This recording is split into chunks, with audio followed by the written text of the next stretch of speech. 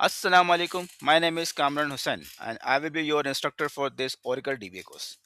इस कोर्स में मैंने Oracle डेटाबेस के मेजर प्रोडक्ट्स एंड फीचर को डिस्कस किया है जो कि आपको एक प्रोफेशनल डीबीए बनने के लिए रिक्वायर्ड होंगे कि आप किसी बैंक में या मल्टीनेशनल फर्म में एज ए डीबीए जाते हैं, Oracle डीबीए जाते हैं, तो आपको क्या क्या चीज़ें पे काम आना चाहिए है कि Oracle डेटाबेस को इंस्टॉल कैसे करते हैं, आर्किटेक्चर क्या है, बैकअप कैसे लेना है, बैकअप को रिस्टोर कैसे करना है, फिजिकल स्टैंड बाय कैसे बनाना, फिर स्टेटा कार्ड की कितनी टाइप्स हैं, स्विच ओवर कैसे करेंगे, फेल ओवर क्या है।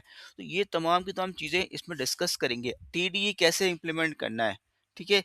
तो ये चीज़ें आपको पता होनी चाहिए है एक प्रोफेशनल डीबीए होने के लिए। तो इस पूरे कोर्स में मैं आपके साथ ये तमाम चीज़ें डिस्कस करूंगा। तो after completion of this course you will be able to join any bank के, और आप किसी मल्टीनेशनल फर्म में एज ए डीबीए काम कर सकेंगे। तो हम स्टार्ट करते हैं अपने इस कोर्स को। तो हम स्टार्ट करेंगे सबसे पहले ओरेकल डेटाबेस के आर्किटेक्चर के बारे में कि ओरेकल डेटाबेस का आर्किटेक्चर क्या है। अगर हम ओरेकल डेटाबेस के बारे में पढ़ने जा रहे हैं तो हमें पता तो हो ना कि ओरेकल डेटाबेस है क्या।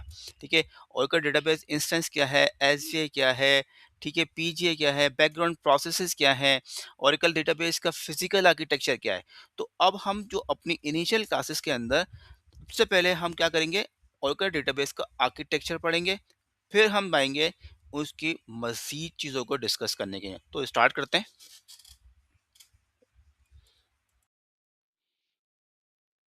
अच्छा, हमने डिस्कस कर रहे थे शेयर्ड पूल के बारे में, सारा डिस्कस हो गया था हमारा ना। ठीक है।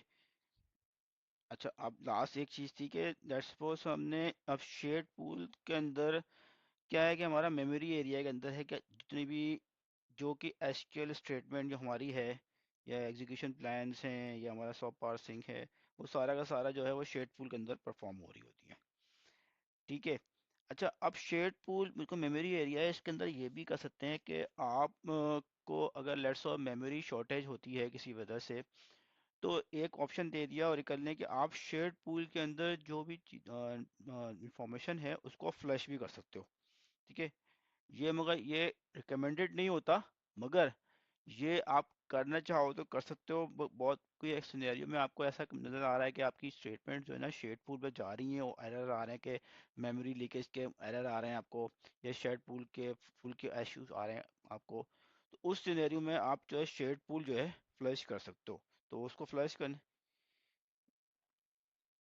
हाँ, ये अलर्ट में गिर रहे होंगे आपको इस किस्म की अलर्ट ना। कोई वो अगर डेटाबेस आपका नहीं चल रहा है, ठीक है, और आपको ये उसी सिनेरियो में होगी ना, या डेटाबेस आपको कोई ऐसा है कि ऑपरेशन नहीं कर पा रहा है आपका शेयर्ड पूल में, आपका रिकॉर्ड जा ही नहीं रहा शेयर्ड पूल, कोई आपने यूजर ने कोई ऐसी कोई क्वेरी चला दी, ठीक है ना, जिसकी वजह से क्या हुआ कि आपका शेयर्ड पूल वो फुल हो गया। ये बहुत ही रेयर केसेस में आता था ये। मैंने देखा है 10G तक, उसके बाद 12C और 11 19C में तो इस चीज़ को इशू नहीं देखे। ठीक है, शेयर्ड इस किस्म के। तो एक ऑप्शन दे दिया है इन इमरजेंसी कंडीशन कि आप चाहें तो शेयर्ड पूल को फ्लश कर सकते हैं।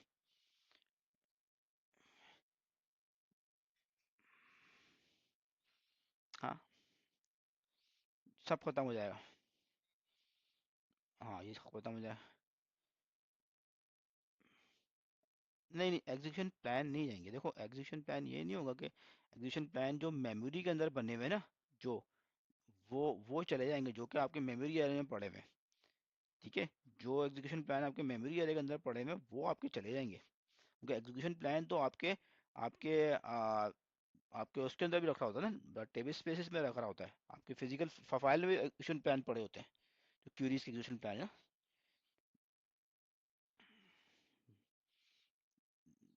जी जी, वहाँ। हाँ, तो ये एग्जीक्यूशन प्लान जो कि आपके मेमोरी एरिया के अंदर मौजूद हैं, ठीक है ना, वो फ्लैश हो जाएंगे आपके शेड पूल से। दोबारा से बनेगा चलेगा तो वो दोबारा से उठा लेगा, आपका एग्जीक्यूशन प्लान दोबारा बना के वहाँ डाल देगा। नहीं नहीं, ये तो देखो ना, अब आपकी डेटाबेस रीस्टार्ट हो गई, तो अब इसका मतलब ये नहीं है उसकी जो आपके जो एग्जीक्यूशन प्लान जो होते हैं वो तो आपकी जो बता रहा है क्वेरी। अच्छा, एक मिनट होल्ड करेगा ना, आसान हो जाएगा।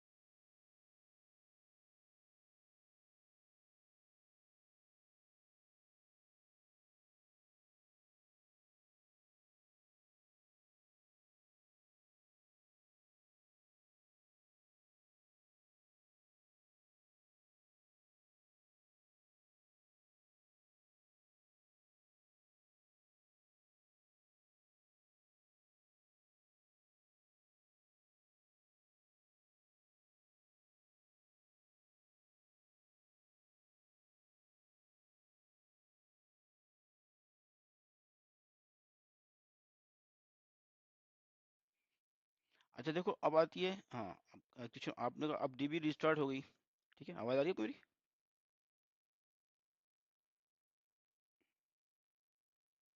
जी जी जी जी। तो हम पढ़ रहे थे एग्जीक्यूशन प्लान्स के बारे में। तो मतलब क्या हुआ, अगर आपकी किसी वजह से आपका आपने फ्लश कर दिया।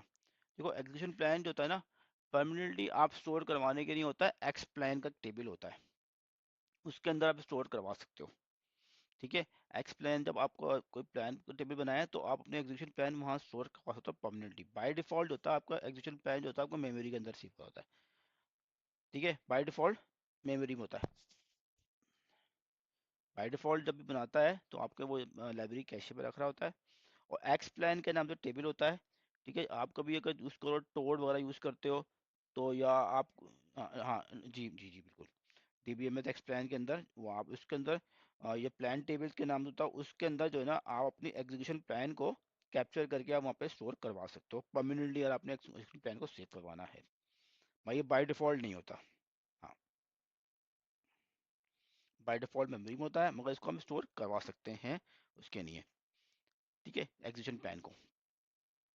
तो आप जैसे ही अगर लेट्स सपोज आपका ये फ्लश करोगे, तो वही चीज़ें हैं कि अगर आपने उसको एक्सप्लेन में रखा हुआ है तो वहां से उठाएगा, अगर वो नहीं है तो फिर आपका वो फ्लश हो जाएगा सारा का सारा।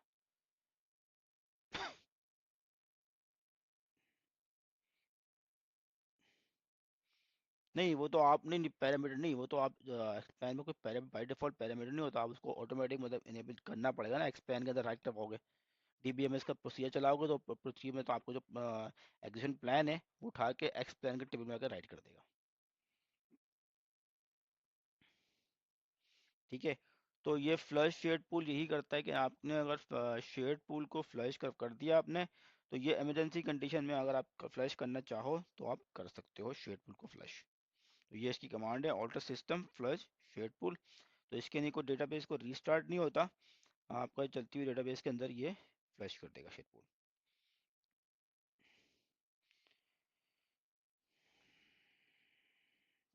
चलिए हम आते हैं। अच्छा, अब हमारा आ रहा है रीडी लॉग बफर कैशे। अब हमने एसजे के दो मेजर कंपोनेंट्स को डिस्कस कर लिए। एक है हमारा बफर, डेटाबेस बफर कैशे, एक था शेड पूल। अब तीसरा है यूनिलॉग बफर कैशे।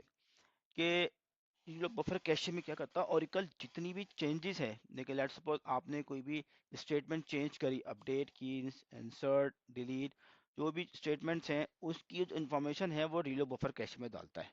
जो भी चेंजेस होगी, कोई भी ब्लॉक चेंज होगा तो वो आपका यूनिलॉग बफर कैशे में ओरेकल यहाँ पे लग सकता है। तो आपने कोई ब्लॉक चेंज किया तो ओरेकल करेगा क्या कि उसकी पहले सेलेक्ट उठाकर डेटा बफर कैशे में डालेगा, डेटाबेस बफर कैशे में डालने के बाद वहाँ पे चेंज कर देगा, और जो चीज़ चेंज करी है उसकी रीलॉग बफर कैशे के अंदर उसकी चेंज इन्फॉर्मेशन वहाँ पे वो वहाँ पे डाल देता है। इसका पर्पस ये है कि आपको कोई रिकवरी परफॉर्म करने की रिक्वायरमेंट पड़ती है, किसी वजह से आपका डेटाबेस को क्रैश होता है, तो वो आप इसको by the use of this उसको रिकवर करवा सकते हो। मतलब कि यार कि आपने लेट सपोज किसी एक टाइम के ऊपर, इसका पर्पस ये है कि हमने बात डिस्कस की थी कि हमारी जो वो थी स्टैंड बाय साइड के ऊपर जिसकी आर्काइव फाइल बनती हैं। ठीक है, अब रीलॉग बफर कैशे के अंदर क्या है, आपकी वो जो चेंजेस वहां लेके जा रहा है उसके बाद करता है क्या, एक प्रोसेस है लॉग राइटर का। लॉग राइटर का प्रोसेस क्या करता है, जो रीलॉग बफर कैशे के अंदर जो चीज लिखी हुई है वो जाके रीलॉग फाइल के अंदर जाके डाल देता है, फिजिकल फाइल के अंदर। फिजिकल फाइल, हाँ, और relog file, वो हमारी वो फिजिकल फाइल है।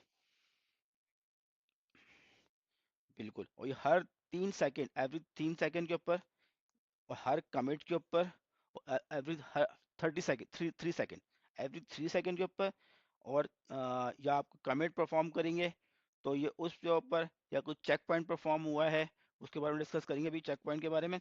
या तो जाके उस सिनेरियो के अंदर जो जो रीलॉग बफर कैशे के अंदर जो भी चेंजेस होती हैं वो उठाकर क्या करता है, आपकी रीलॉग फाइल में जाके कॉपी कर देता है। तो रीलॉग बफर कैशे में क्या होता है, आपकी चेंजेस जो होती है सारी की सारी वो कहाँ रखा होता है, आपके रीलॉग बफर कैशे में रखा होता है। एक लॉग राइटर का प्रोसेस है जो कि रीलॉग बफर कैशे से उठा के रीलॉग फाइल के अंदर लिख रहा होता है।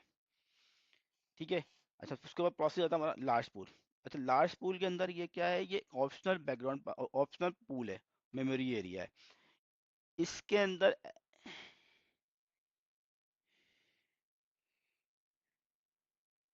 स्लाइड तो ये है ना, एक ही साइड है।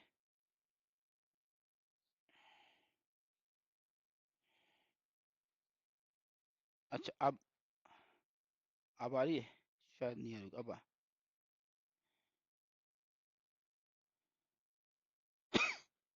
अभी भी नहीं आ रहा। अच्छा, इसको बंद करता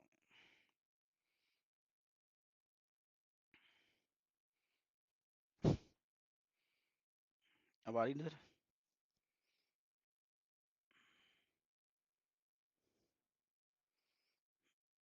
अच्छा,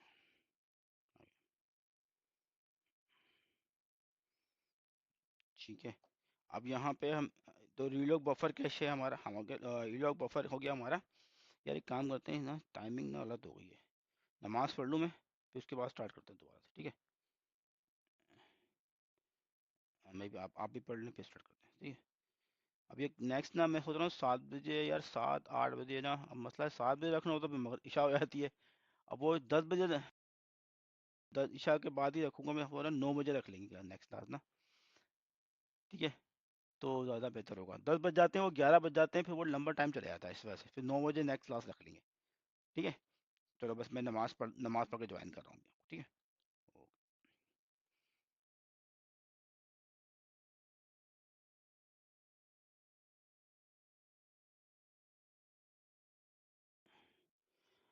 स्क्रीन नजर आई होगी मेरी, ठीक है। अच्छा, अब हम आ गए लार्ज पूल के ऊपर। अच्छा, लार्ज पूल ये एक ऑप्शनल प्रोसेस है ना, ऑप्शनल मेमोरी एरिया है। इसके अंदर जितने भी प्रोसेस ऐसे, मतलब ऐसा जो मेमोरी एरिया से आरमैन का बैकअप है, ठीक है।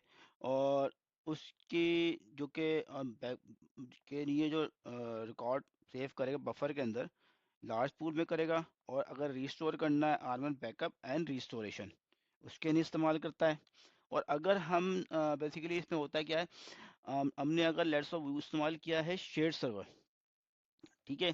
तो शेयर सर्वर का जो एरिया है वो ना, जो उसकी सेशन मेमोरी की इंफॉर्मेशन, जो यूजर कनेक्टेड हो रहे हैं शेयर सर्वर के थ्रू, उसकी इंफॉर्मेशन जो है ना वो यहाँ पर सेव कर रहा होगा लार्ज पूल के अंदर, ठीक है। या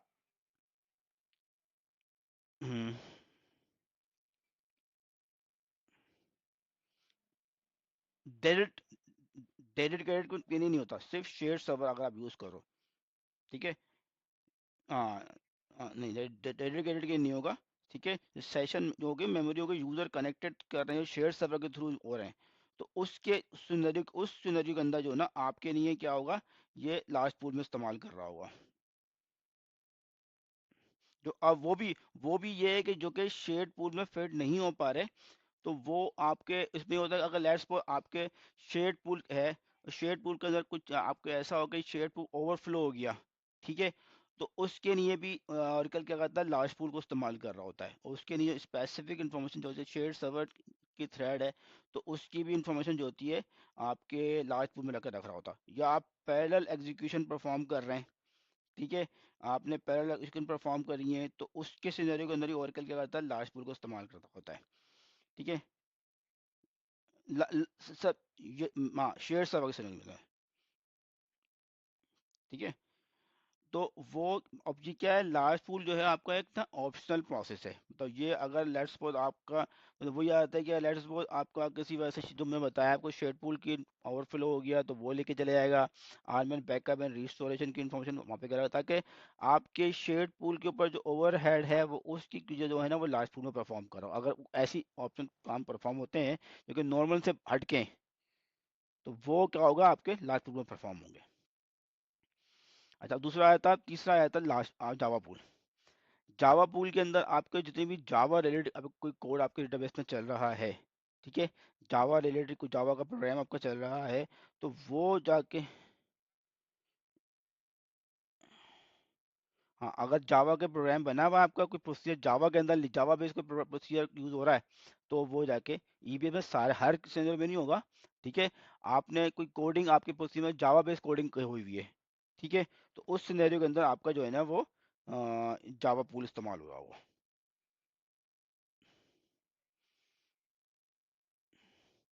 हाँ नहीं, हाँ नहीं, डेडिकेटेड नहीं, डेडिकेटेड तो अलग चीज़ है। मतलब डेडिकेटेड तो वो तो सर्वर प्रोसेस का काम है ना, वो तो सर्वर प्रोसेस की चीज़ है। मतलब जावा पूल डेडिकेट मतलब बाय डिफॉल्ट मौजूद होता है। जो भी अगर जावा के रिलेटेड परफॉर्म कर रहे होंगे वो आपके जावा इसके अंदर परफॉर्म हो रहे होंगे, मतलब जावा के रिलेटेड। हम्म,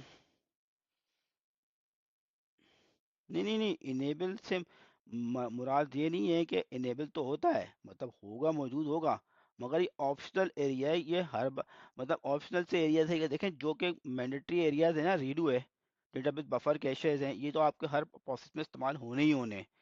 मगर लार्ज पूल जो है कि हर प्रोसेस में इस्तेमाल नहीं होगा, सिर्फ स्पेसिफिक प्रोसेस के अंदर इस्तेमाल होता है बस। कोई कोई बड़ा ऑपरेशन परफॉर्म करना है, ठीक है, उसके अंदर आपको अगर आरमैन की पैरेलल क्यूरी करनी है, आरमैन का बैकअप का रिस्टोरेशन या आरमैन बैकअप ले रहे हैं, तो उसके लिए वो लार्ज पूल को इस्तेमाल कर रहा होता है। ठीक है, सही है, क्लियर है।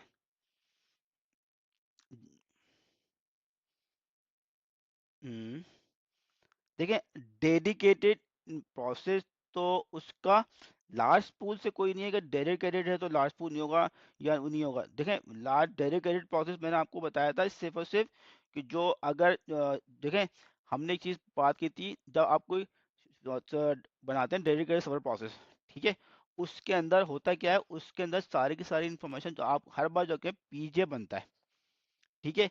अब अगर आपने शेयर सर्वर इस्तेमाल किया है तो उसमें होता है UGA, UGA, user global area, ठीक है, जो कि बनता है आपके एसजीए का पार्ट होता है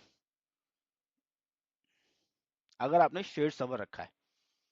और आपने अगर डेडिकेटेड सर्वर रखा है वो आपको पीजे में हर बार पीजे रिक्वेस्ट होगा। और अगर आपने शेयर सर्वर रखा है तो फिर वो यूजीए बनता है, यूजर ग्लोबल एरिया, जो कि बनता है एसजीए का पार्ट बनता है, ठीक है। और उसी सिनेरियो के अंदर वो इन्फॉर्मेशन जो कि जो शेयर सर्वर के जो सेशंस हैं वो ये जावा और सॉरी लार्ज पूल के अंदर रख रहा होता है। तो ये जो उसका ये नहीं होगा कि अगर आपने डेडिकेटेड कर दिया तो लार्ज पोर्ट डिसेबल हो जाएगा, उसका इससे कोई ताल्लुक नहीं है बस। मतलब कि अगर डेडिकेटेड सर्वर है, डेडिकेटेड हमको पता है कि डेडिकेटेड में होता है हर यूजर का अपना प्रोसेस बन जाता है, अपना प्रोसेस बन जाता है। तो उसके लिए हर यूजर का अपना प्रोसेस होगा, अपना पीजी होगा, हर यूजर का अपना पीजी होगा। इस सिनेरियो के अंदर अगर आपने शेयर सर्वर रखा है तो उस सिनेरियो के अंदर क्या होगा, हर यूजर का अपना पीजे नहीं बनेगा, ठीक है। वो यूजीए एलोकेट होगा, जो कि यूजीए कहाँ बन रहा होगा, आपके एसजे के अंदर एलोकेट हो रहा होगा। हाँ वैसे ही होगा। ठीक है? अब जावा के अंदर आते हैं कि आपका जो जावा का एग्जीक्यूशन कोड है वो आपका जावा पूल के अंदर यूज कर रहा होगा।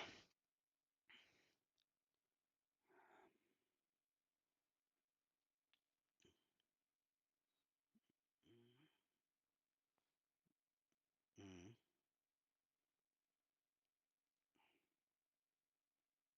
हाँ हाँ हाँ हाँ, ये बिल्कुल, और प्रोसीजर बदल जाएगा, कौन सा जावा बेस्ड प्रोग्राम हुआ है। हाँ देखें, जावा आपकी जो प्रोसीजर आप बात कर रहे हैं, डेटाबेस प्रोसीजर की बात नहीं कर रहा हूँ, या आपने देखें, आपने प्रोग्राम को जावा जावा इनेबल की हुई है, जावा का कोड आप डेटाबेस पे चला रहे हैं, जावा बेस्ड कोड आप ओरेकल डेटाबेस पे चला रहे हैं, तो उसके लिए ये कोई प्रोसीजर पैकेज की बात नहीं कर रहा हूँ, ये पैकेज आपने जावा में लिखा है ये वो नहीं है, ठीक है। जावा के थ्रू, हाँ हाँ हाँ हाँ, वो जावा का कोड, जावा का कोड होगा। हाँ वहाँ, जी,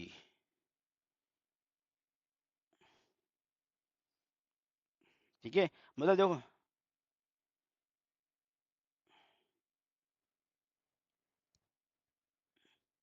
हाँ हाँ हाँ हाँ, बना हुआ है ना, जावा जावा जावा के अपने स्टोर प्रोसीजर्स बनते हैं, वो हम देख सकते हैं।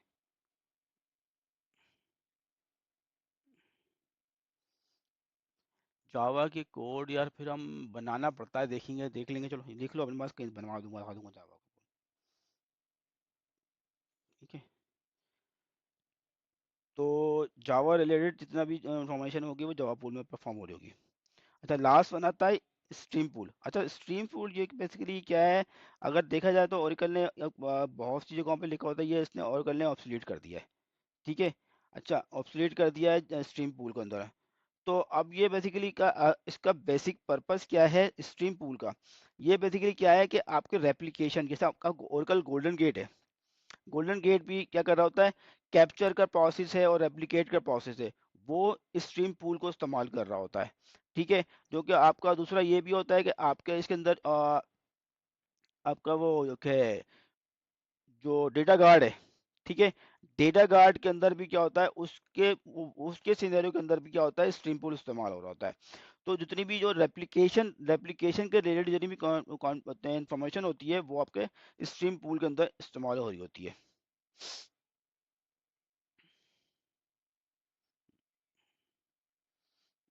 हाँ, मतलब ये आपका जब जब जो आपकी जो फुली इंस्टॉल कर रहा है आपके आपका रेप्लिकेशन के लिए, जो उसके लिए इस्तेमाल करता है। तो इसमें मतलब स्ट्रीम पूल मौजूद है, ऐसा नहीं है स्ट्रीमिंग ओरेकल ने स्ट्रीमिंग खत्म कर दी है। स्ट्रीम पूल तो मौजूद है, वो खत्म नहीं किया है, मगर स्ट्रीमिंग खत्म कर दी है।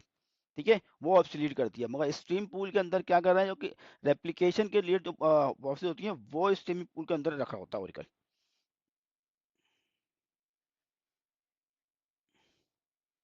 हम्म। हम्म। हम्म।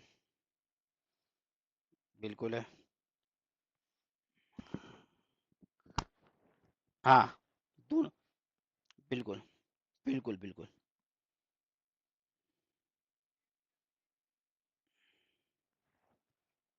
हम्म। बिल्कुल। बिल्कुल ऐसा ही है इस टूल के अंदर। हाँ बिल्कुल। तो कैप्चर डेटा कैप्चर आपको देखें होता क्या है, कौन सा डेटा चेंज हुआ है। अब होता क्या है, वो कैसे रीड करता है, वो डेटा रीड करता है जो डेटा चेंज हो रहा है उस डेटा को कैप्चर कर रहा होता है। ठीक है ना? तो ये इंफॉर्मेशन जो है रेप्लिकेशन वही चीज रख रहा होता है ना, तो जो जो डेटा चेंज हो रहा है ना, उसके लिए इंफॉर्मेशन जो होता है स्ट्रीम पूल के अंदर रख रहा होता है, जो ताकि वो उसको रेप्लिकेशन साइट के ऊपर लेके, क्योंकि होता क्या है इसके अंदर ओरेकल कर ये रहा होता है कि बहुत से ऑपरेशन ओरेकल और आपके शेयर सर्वर में कर रहा होता है, मगर शेयर सर्वर का जो ओवरहेड है ना उसको कम करने के लिए वो स्ट्रीम पूल में वो चीजें लेके जा रहा होता है, कि जो आपको जो रेप्लिकेशन की जो इंफॉर्मेशन है वो चीजें हैं वो आपके स्ट्रीम पूल में रखेगा, मगर वो सारी चीजें आपके शेयर सर्वर में रखता नहीं है। मगर जो रेप्लिकेशन के शेड पूल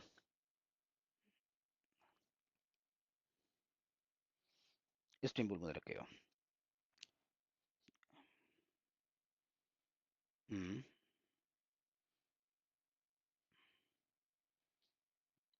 हाँ स्ट्रीम। बिल्कुल ऐसा ही है।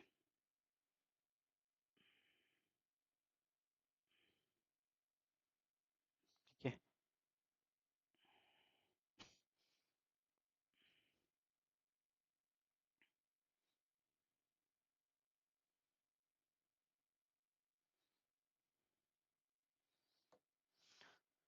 अच्छा, वहाँ क्या कहते हैं, पीजीए। पीजीए बेसिकली क्या कर रहा है कि हमारे पास जो सॉर्टिंग है ना, जितनी भी यूज़र की सॉर्ट और ये ऑर्डर बाय है, ग्रुप बाय हो रहा है, तो वो सारा का सारा आपके पीजीए के अंदर परफॉर्म हो रहा होता है। सॉर्ट एरिया जो पीजे के अंदर, सॉर्ट एरिया क्योंकि ये पीजे क्या है, प्रोग्रामेबल ग्लोबल एरिया है। हर यूज़र का अपना ग्लोबल एरिया बनेगा, हर यूज़र का अपना प्राइवेट एरिया होगा। जब भी कोई यूज़र का सेशन एलोकेट होगा तो उसका अपना एक पीजे एलोकेट होगा, वो उसके अंदर सॉर्टिंग कर रहा होगा सॉर्ट एरिया के अंदर। अच्छा, हैश एरिया के अंदर ओरेकल करता है क्या है कि ना, हैश एरिया में ये होता है कि ये फास्टेस्ट सर्चिंग मैकेनिज्म है। इसमें ये होता है कि ओरेकल जैसे कोई नंबर फील्ड है, जो आईडी फील्ड है, तो उसके क्या करता है ओरेकल एक हैश वैल्यू जनरेट कर लेता है। उस हैश वैल्यू जनरेट करता है, उस हैश वैल्यू के जनरेशन के बेस के ऊपर जो कि हैश वैल्यू होती है उसको हैश एरिया के अंदर परफॉर्म कर रहा था, उसकी सॉर्टिंग उसकी ऑपरेशन जो है ना हैश एरिया के अंदर इस्तेमाल कर रहा हो। जैसे कि आपने किसी, हाँ, जैसे कि आपने किसी नेम के टेबल के ऊपर आपने इंडेक्स बनाया। ठीक है। आपने नेम जो जो कि नेम का कॉलम है, या एड्रेस के ऊपर आपने नेम के ऊपर आपने इंडेक्स बनाया है। अब नेम तो जो कि है वो करेक्टर है, मगर हैश वैल्यू के अंदर क्या आता है, ये नंबर वैल्यू है। ठीक है, नंबर वैल्यू के अंदर होती है कि उसके अंदर आपका नंबर रिकॉर्ड्स हैं। अब क्या होता है, ओरेकल क्या करता है, उसके बेस पे उसके जब हैश वैल्यू जनरेट करता है ना, लेट्स सपोज कोई एक आईडी है, उस आईडी के बेस पे ओरेकल क्या करेगा, एक हैश फंक्शन के थ्रू एक नंबर जनरेट करेगा, उस नंबर के बेस के ऊपर एक इंडेक्स क्रिएट कर देगा। ठीक है, अब क्या होता है, वो बेसिक क्या होता है, बी ट्री इंडेक्स की तरह से होता है। अब उसमें सर्चिंग जो है ना, वो ज़्यादा फास्ट होती है हैश इंडेक्स के अंदर। ठीक है, तो वो जो हैश, अच्छा, तो हैश क्या चीज़ है, ओरेकल के अंदर आपने इंडेक्सिंग टेक्निक है हैश की ना। हैश में आपके क्या होता है, हैश वैल्यू बनती इस तरीके से है कि यार आपका आईडी है, जैसे आपके एक टेबल है, टेबल के अंदर एक फील्ड है आईडी की। ठीक है, आईडी के नंबर, आईडी की ना, अब आईडी की फील्ड है, उसके अंदर डिफरेंट किस्म की आपका एनआईसी नंबर है। अब एनआईसी नंबर के हिसाब से आपने आपके एक टेबल के अंदर की बनी हुई है। ठीक है, अब आपने उसके ऊपर आपने क्या किया, उसके ऊपर आपका इंडेक्स बना हुआ है, आईडी के ऊपर इंडेक्स बना हुआ है। अब वो क्या है, वो वहाँ जो वैल्यू पड़ी है वो की न्यूमेरिक वैल्यू पड़ी हुई है। तो ओरेकल क्या करता है, उस न्यूमेरिक वैल्यू के बेस के ऊपर एक हैश नंबर जनरेट करता है, जिसको कहता है हैश नंबर, एक यूनिक नंबर होता है। उसके बेस के ऊपर ओरेकल क्या करता है, अपना हैश नंबर जनरेट करेगा, उस हैश नंबर के अपने पास ही करेगा। हाँ, नहीं नहीं, ऑब्वियसली इंडेक्स में करेगा, इंडेक्स बनाएगा ना, उसके इंडेक्स में मेंटेन करेगा उसको। आप क्या, हम्म, हाँ हाँ, हर आईडी जो है ना, हर आईडी के बेस का, हर आईडी की बेस पे एक हैश वैल्यू बनाएगा, हर आईडी के बेस पे एक हैश वैल्यू बनाएगा, और उसके बेस पे इंडेक्स बना देगा। अब होता क्या है, अब हैश वैल्यू बनाने से फायदा यह है कि वो उसकी तरह से एक बी ट्री इंडेक्स जनरेट करता है।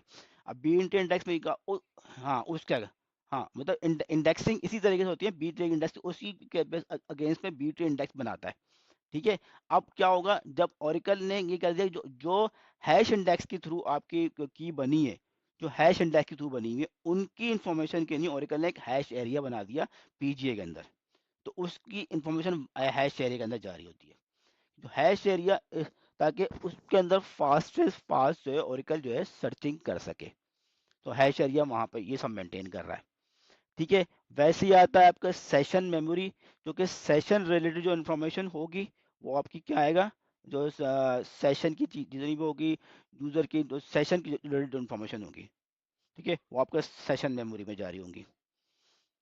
ठीक है, उसके बाद आता है प्राइवेट एसक्यूएल एरिया। हाँ, कुछ कुछ मतलब है। अच्छा, प्राइवेट एसक्यूएल एरिया आता है, जिसमें आपका प्राइवेट एसक्यूएल एरिया में आपका बाइंड वेरिएबल्स है, बाइंड वेरिएबल्स की वैल्यू, लास्ट टाइम हमने पढ़ा था बाइंड वेरिएबल। अच्छा, बाइंड वेरिएबल क्या, आपने वेरिएबल डिक्लेयर कर दिया, अब उस वेरिएबल की कोई वैल्यू भी होगी ना अगेंस्ट था, वो बाइंड वेरिएबल की जो वैल्यू है वो एसक्यूएल एरिया के अंदर सेव हो रही होगी। जी, प्राइवेट एसक्यूएल एरिया के अंदर जो बाइंड वेरिएबल, जी जी, हाँ, पीजे का पार्ट है। ठीक है, जो इसी वजह से ओरेकल क्या करता है, जो स्टेटमेंट जाती है, अब स्टेटमेंट आपके कहाँ चलेगी, शेड पूल में चलेगी। ठीक है, शेड पूल में चली गई।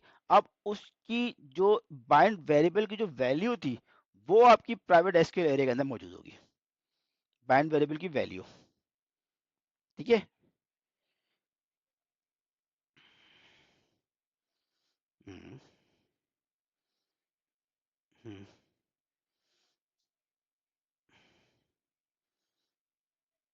हाँ, ये वहां मौजूद होगी, हाँ ये वहां मौजूद होगी, क्योंकि अगर वहां पे हमने पढ़ा था, यहाँ पर पढ़ा था ये, जो हमने शेड पूल पढ़ रहे थे, ये रहा, जो लाइब्रेरी कैशे के अंदर। ठीक है, अब वो लाइब्रेरी कैशे के अंदर क्या, ये आप पढ़ दिए सॉफ्ट सॉफ्ट पार्सिंग, हमने हार्ड पार्सिंग कर दी, बस हमने बाइंड वेरिएबल पढ़ा था ये। ठीक है, अब क्या हुआ, अब उसने एक बाइंड वेरिएबल के हमारे लाइब्रेरी कैशे के अंदर क्या कर रहा था, हमारी जो एग्जीक्यूशन प्लान लेके आ रहा था ना। ठीक है, अब उस एग्जीक्यूशन प्लान में हमने देखा था कि यार उसके अंदर उसने बाइंड वेरिएबल लगा दिया था। अब अगर बाइंड वेरिएबल लगा हुआ है तो वो पूरी पूरे उसके बेस को जो स्टेटमेंट है, उस स्टेटमेंट लाइब्रेरी कैशे के अंदर पड़ी हुई है। ठीक है, मगर उस जो उसके अंदर जो यूजर ने बाइंड वेरिएबल इस्तेमाल किया है, उसकी जो वैल्यू है वो पर्टिकुलर यूजर के सेशन पे जा रही है ना, वो कहाँ स्पेसिफिक उस यूजर के पीजे में जा रही होगी, उसकी वैल्यू यहाँ पड़ी होगी। उस बाइंड वेरिएबल के बिहाइंड पे क्या वैल्यू हो, लेट्स पर 10 है, 20 है, 30 है, 40 है, तो वो वैल्यू यहाँ मौजूद होगी। बस मतलब देखें, जो भी एग्जीक्यूट कर रहा होगा वो यूजर ही एग्जीक्यूट कर रहा होगा ना, ठीक है ना।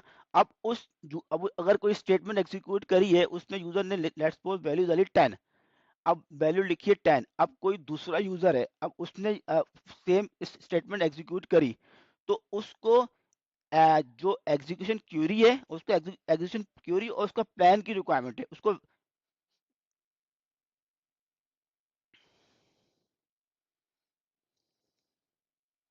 अच्छा, अब यूजर ने अगर कोई स्टेटमेंट एग्जीक्यूट करी, तो स्टेटमेंट एग्जीक्यूट करी, अब वो जाकर सेकंड एक यूजर ने एग्जीक्यूट कर दी, उसने क्या कर दिया, जो कि हमारा शेड पूल में उसने एग्जीक्यूशन पैन डाल दिया और स्टेटमेंट एसक्यूएल स्टेटमेंट वहां डाल दी, ठीक है।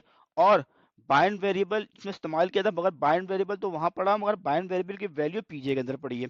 अब वही स्टेटमेंट किसी दूसरे यूजर ने चलाई, ठीक है, वही स्टेटमेंट किसी दूसरे यूजर ने चलाई, तो उस यूजर को, तो सेकंड यूजर को क्या चाहिए, सेकंड यूजर को सिर्फ एग्जीक्यूशन प्लान चाहिए और एसक्यूएल स्टेटमेंट चाहिए, उस यूजर को बाइंड वेरिएबल की वैल्यू नहीं चाहिए। बाइंड सेकंड यूजर को, दूसरे, नहीं देखे ना, किसी यूजर ने एक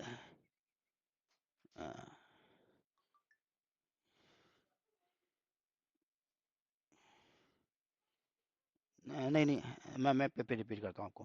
देखो, एक स्टेटमेंट चलाई आपको, select select for employee where ID is equals to 1 2 3।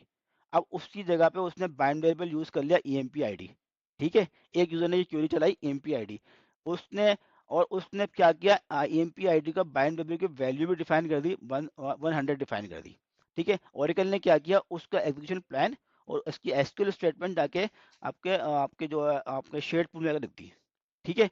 और उसकी बाइंड वेरिएबल की जो वैल्यू है अपने पीजे में रख दी, उस यूजर के पीजे में रख दी। अब क्या हुआ, सेकंड यूजर ने ही सेम वही स्टेटमेंट चलाई, मगर उसने ईएमपी आईडी 100 की जगह 200 रखी, ठीक है, या उसने भी 100 रखी, लेट्स सपोज उसने भी 100 रखी, 100 रखी। अब क्या हुआ, उसमें ओरेकल ने क्या किया, जाकर देखा इस पर्टिकुलर यूजर की जो एसक्यूएल स्टेटमेंट है वो शेड पूल का में मौजूद है या नहीं है, देखा हाँ जी मौजूद है। उसने वहां से और उसने मतलब उसको एग्जीक्यूशन प्लान भी निकाल लिया, निकाल लिया। अब अब उस यूजर को, सेकंड यूजर को जो बाइंड आपकी जो बाइंड वेरिएबल की जो वैल्यू है, वो तो वो फर्स्ट की नहीं चाहिए, उसको तो अपनी रिक्वायर्ड है ना, तो वो उसकी अपने अपने पीजे के अंदर मौजूद होगी, ये बताना चाह रहा हूँ। नहीं, हार्ड कोड नहीं करी है, बाइंड वेरिएबल हर यूजर के लिए, बाइंड वेरिएबल की वैल्यू हर यूजर के लिए उसके अपने एरिया में रखी होगी, बाइंड वेरिएबल की वैल्यू बताने का मकसद ये है आपको सिर्फ उसे, बाइंड वेरिएबल की value, not not bind variable, bind variable की वैल्यू 1000 या 10,000, कोई 1000 चला रहा है, कोई 20,000 चला, तो हर किसी के वो वैल्यू जो होगी वो हर यूजर के अपने पीजे के अंदर रखी होगी, बस ये पर्पज है। बात समझ में आई मेरी यही।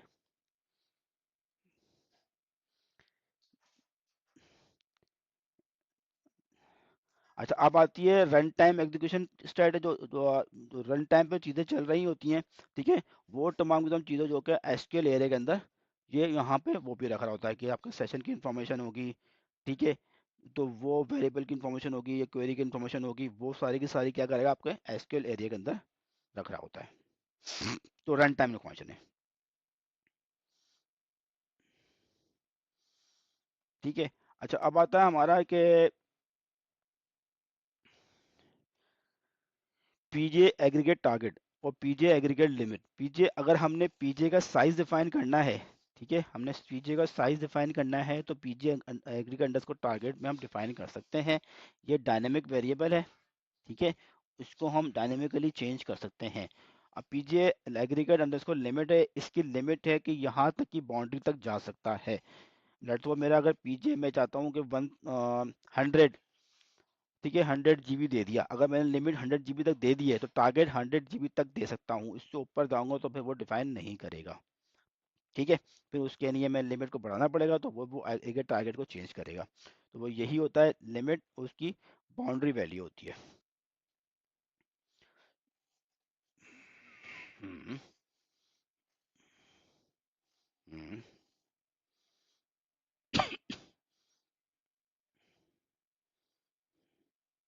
हाँ मतलब 10 GB दे दिया अगर लिमिट आपने, और आप एग्रीगेट आप लिमिट आपने 10 GB दिया, टारगेट आप दे रहे हो 11 GB, तो 11 GB एक्सेप्ट नहीं करेगा ऑरिकल।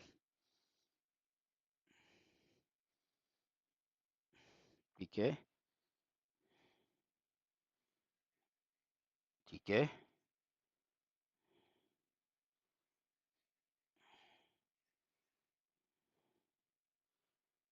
नहीं नहीं नहीं नहीं। नहीं नहीं, ये वो नहीं है।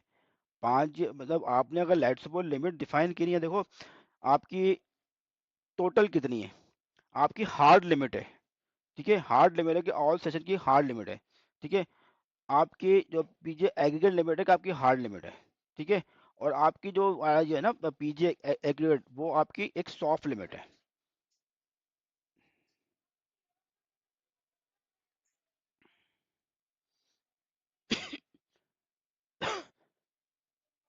वहां तक जा सकते हैं, बस वहां तक जा सकते हैं।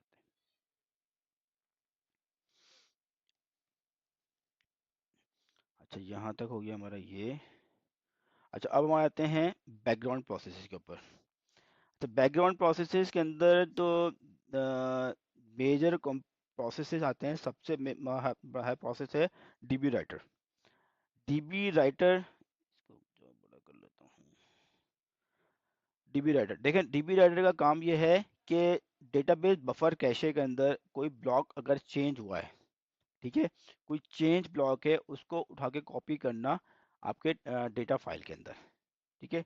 डीबी राइटर की रिस्पॉन्सिबिलिटी है कि कोई भी आपका डर्टी बफर, जिसे कहते हैं डर्टी बफर, डर्टी बफर वही है कि जो आपने पीछे पढ़ा है कि आपने कोई ब्लॉक चेंज हो गया।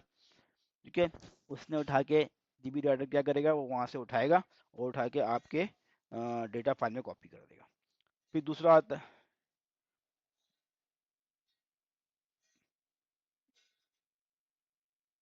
हाँ।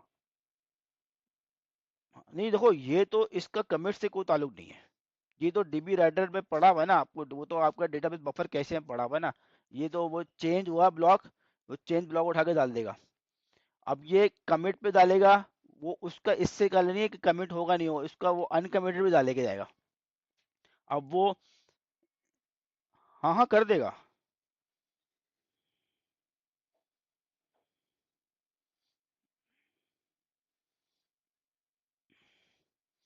हाँ वो देखो, अब उसके लिए हमारा आता है, आगे पढ़ेंगे अंडू सेगमेंट। ठीक है। आगे जाके हम पढ़ेंगे अंडू सेगमेंट। उसमें क्या करेगा वो हम वहां पे देखेंगे, वो क्या करेगा, आपके जो प्रीवियस रिकॉर्ड को करेगा नहीं करेगा। ठीक है। तो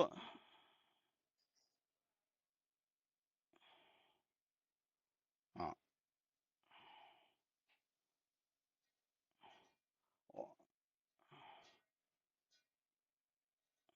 हाँ बस ये कर देगा। इसका इससे कोई लेना देना नहीं है कि वो कमिटेड है अनकमिटेड है। ठीक है। इसका काम ये है कि जो ब्लॉक चेंज हो गया है, ठीक है, वो उठा के आपके डेटाबेस बफर कैशे में से उठाएगा और आपके डेटा फाइल में रख देगा।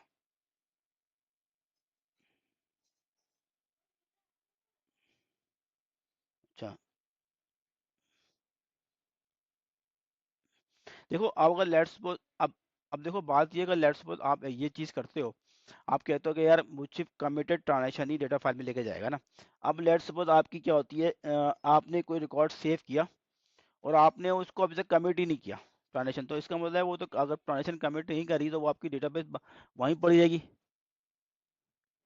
ठीक है ना। तो वो तो डेटाबेस बफर कैसे में तो ऐसे तो पे पड़ा ही रहेगा। ठीक है। तो ओरेकल इस किनारे के जो अंडू सेगमेंट है ना, वो आगे पढ़ेंगे ना, तो वो इसी चीज को आगे मेंटेन कर रहा होता है। ठीक है। अभी हम सिर्फ बात करते हैं कि यार इसको, हमने सिर्फ ये देखते रहे कि कमिटेड अनकमिटेड, ये हम बात कर रहे हैं कि यार इसको, डीबी राइटर का काम ये है कि डर्टी बफर जो कि चेंज हो गए हैं, वो उठा के आपके डेटा फाइल में कॉपी कर देना है। अब वो कौन सी करते हैं वो आगे पढ़ लेंगे, जब उसको पढ़ेंगे तो उसमें वो देख लेंगे वो कैसे कर रहा है।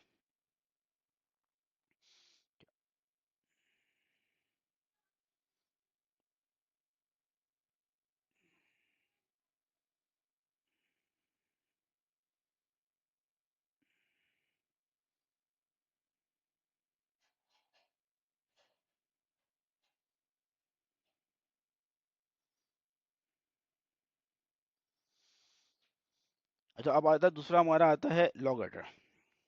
अच्छा, लॉग राइटर का काम ये है कि जो कि हमारा लॉग बफर कैशे, जो हमारा रीड लॉग बफर कैशे के अंदर जो भी डेटा पड़ा हुआ था, इसका काम ये है कि वहाँ से डेटा को उठा के हमारी रीड लॉग फाइल के अंदर कॉपी करवाना।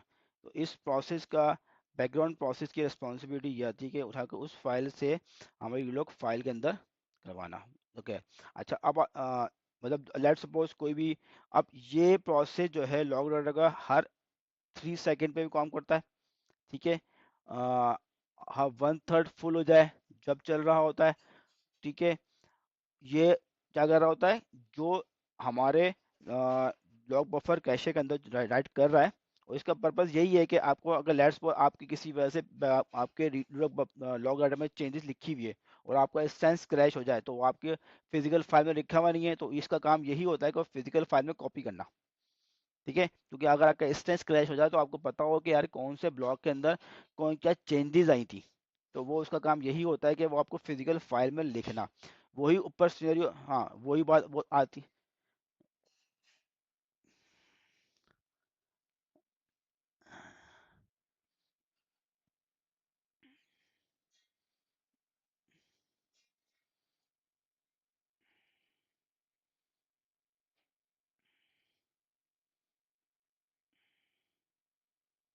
बिल्कुल।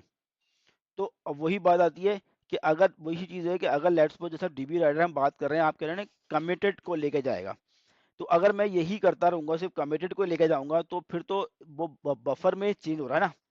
ठीक है ना, बफर में अपडेट हो रहा है, तो फिजिकल तो कहीं लिखा ही नहीं जा रहा, ऑरिकल ऑरिकल लिख ही नहीं रहा। अगर किसी वजह से हमने, ठीक है ना, अगर नहीं रखे तो वो लगता ही नहीं। आप हम ये बोल देंगे कमिटेड को ही लेके जाएगा, चलो हम ये बोलते हैं कमिटेड ट्रांजेक्शन ही लेके जाएगा, तो इसका मतलब है जो कि हम मेमोरी में चेंज करे जा रहे हैं वो मेमोरी में रख के बैठा हुआ है। ठीक है, और आपका इंस्टेंस क्रैश हो गया किसी वजह से, तो वो तो फिजिकल फाइल में आया ही नहीं। ठीक है ना, तो इसी वजह से मैं आपको कह रहा हूँ ना कि इसमें ये कोई ये नहीं है हम बात करते हैं कि यार कमिटेड है अनकमिटेड है, ये सब लेके जाएगा। फिजिकल फाइल में उतारने का मकसद ही ये है कि वो एरिया जो है आपका मेमोरी के अंदर मौजूद है। एरिया कहाँ मौजूद है आपका, मेमोरी के अंदर मौजूद है। ठीक है, तो इस वजह से ओरेकल को इस चीज से कंसर्न नहीं है कि वो कमिटेड है या अनकमिटेड है। वो अब इस चीज को ओरेकल चेक कब करेगा, वो अलग आगे की सिनेरियो है कि वो चेक करेगा हाँ जी ये ट्रांजेक्शन अनकमिटेड है या कमिटेड है। ठीक है। अब लॉग बफर कैशे को हमने बात कर लिया कि लॉग लॉग राइटर ने काम किया है, जो भी चेंजेस आ रही हैं वो चेंजेस आके उसका काम है, जो भी लॉग बफर कैशे में जो चेंजेस हैं वो उठा के वहां से आपकी लॉग फाइल में कॉपी कर देता है। ठीक है। अच्छा, अब डीबी डीबी राइटर ने क्या किया, अनकमिटेड ट्रांजेक्शन भी उठा के डेटा फाइल में कॉपी कर दी, और लॉग राइटर ने भी जो चेंजेस थी वो उठा के आपकी कहाँ ले गया, लॉग फाइल के अंदर ले गया। अब आपकी लेट सपोज मैं बात करता हूँ कि उस टाइम के ऊपर जब इसकी एक रीलॉग फाइल थी, उसके एक रीलॉग फाइल के अंदर 10 रिकॉर्ड थे। रीलॉग फाइल थी जिसके अंदर 10 रिकॉर्ड मैक्सिमम लिखे जाने थे। ओरेकल ने क्या किया, लॉग फाइल के अंदर से 10 में से 5 रिकॉर्ड लिख लिए थे। लॉग फाइल अभी लॉग फाइल सेकंड पे स्विच नहीं हुई थी। ठीक है, और कुछ ट्रांजेक्शन थी जो कि अनकमिटेड थी, अनकमिटेड ट्रांजेक्शन भी ओरेकल ने डेटा फाइल में उतार दी। अब क्या हुआ, इस सिनेरियो के अंदर ओरेकल का इंस्टेंस बंद हो गया, क्रैश हो गया। इंस्टेंस क्या हुआ, क्रैश हो गया। अब आपने इंस्टेंस दोबारा स्टार्ट किया, ओरेकल जाके चेक करेगा कौन से ऐसे ब्लॉक्स हैं। जब वो तो डीबी राइटर जब ब्लॉक उतारेगा ना, तो ये बताएगा कि ये ब्लॉक ब्लॉक कमिटेड है या अनकमिटेड है। हाँ जी, ठीक है, राइट पता होगा। अब आपका इंस्टेंस क्रैश हो गया। अब जैसे ही आपने इंस्टेंस स्टार्ट किया उसने अगर देखा यार मुझे ये बताओ कि मेरी कौन कौन सी ऐसी डेटा फाइल्स हैं जो कि मेरी कंट्रोल फाइल से सिंक है। ठीक है, उसने बोला कि वो देखा, उसने बोला यार मेरे कंट्रोल फाइल से ये डेटा फाइल थी जो मेरे सिंक है। अब उसने बोला यार ऐसे कौन से रिकॉर्ड हैं जो कि कमिटेड है, अभी कमिटेड की बात करेगा वो, कमिटेड हैं और वो डेटा फाइल में नहीं उतरे। ठीक है, अब उसने देखा हाँ जी कुछ रिकॉर्ड्स थे, उसके लिए उसने रीडू को पढ़ा। ठीक है, रीडू में देखा कि यार ये 5 रिकॉर्ड पढ़े में। ठीक है, उसने सारे रिकॉर्ड वहाँ रीडू में उतार दिए थे। रीडू लॉक स्विच हुआ नहीं था, रीडू में वो रिकॉर्ड पड़े हुए थे।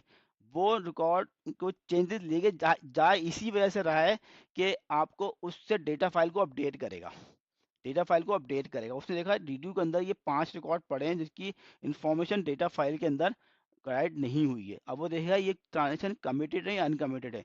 उसने देखा यार ये ट्रांजेक्शन जो है ना कमिटेड ट्रांजेक्शन है, उसको वहां से उठाएगा, चेंजेस को जाके अप्लाई करवाएगा डेटा फाइल के अंदर, वो ट्रांजेक्शन कमिट कर देगा। ठीक है, जैसे ही कमिट से सिर्फ कमिटेड ट्रांजेक्शन, वो सिर्फ कमिटेड ट्रांजेक्शन को लेकर इसे कहते हैं इंस्टेंस रिकवरी, इसे कहते हैं इंस्टेंस रिकवरी। वो सिर्फ कमिटेड ट्रांजेक्शन लेके इस इंस्टेंस को ऑफ कर देंगे। मगर अभी आपके डेटाबेस के अंदर अनकमिटेड ट्रांजेक्शन भी मौजूद है, तो अब ओरेकल क्या करेगा? हाँ, हाँ, हाँ, हाँ, बिल्कुल करेगा। अब क्या हुआ, उसने देखा इस अब देखा यार कुछ ट्रांजेक्शन ऐसी पड़ी हैं जो कि अनकमिटेड पड़ी हैं, अनकमिटेड पड़ी हैं, तो अब उसकी इंफॉर्मेशन कहाँ पड़ी होगी? अनडू टेबल स्पेस के अंदर पड़ी होंगी। ठीक है, अनडू टेबल स्पेस के अंदर अनकमिटेड ट्रांजेक्शन पड़ी पड़ी होंगी, तो उसके प्रीवियस इमेजेस जो कि प्रीवियस थ्रेड जो है ना वो अनडू टेबल स्पेस से उठाएगा। ठीक है, अनडू टेबल स्पेस से उठाएगा उन डेटा फाइल के अंदर जाके उनको प्रीवियस वैल्यू को अप्लाई करेगा। ये ओरेकल का अपना मैकेनिज्म है जो इस तरीके से करता है। ठीक है, तो मगर आपका सबसे पहले जो प्रोसेस है इस काम को परफॉर्म कर रहा होता है आपका एसमन। ठीक है, जिसे कहते हैं इंस्टेंस रिकवरी। इंस्टेंस रिकवरी यही काम कर रहा होता है आपका एसमॉन कर रहा होता है। हाँ,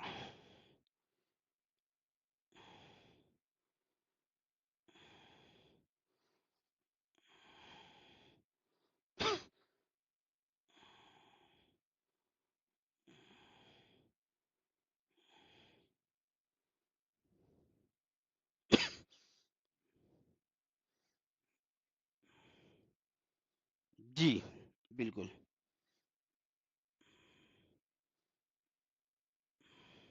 बिल्कुल, अनडू देखते हुए बिल्कुल ऐसे ही करेगा।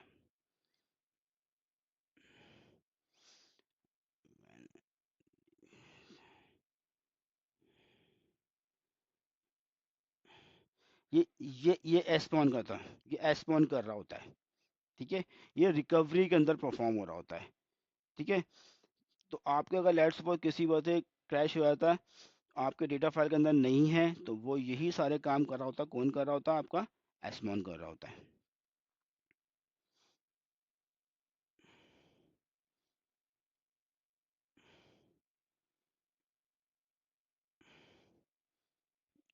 बिल्कुल,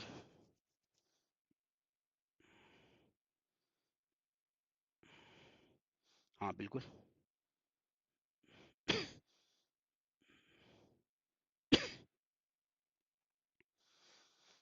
नहीं, क्या चल रही होती साइकिल?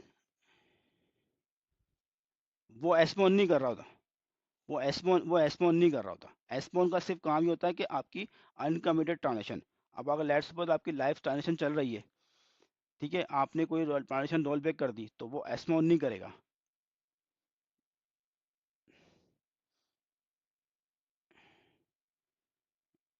वो एस्मोनो काम सिर्फ क्या कर रहा है? इंस्टेंस रिकवरी का परफॉर्म करना। आपका इंस्टेंस क्रैश हो जाता है, वो एस्मोन की रिस्पॉन्सिबिलिटी है।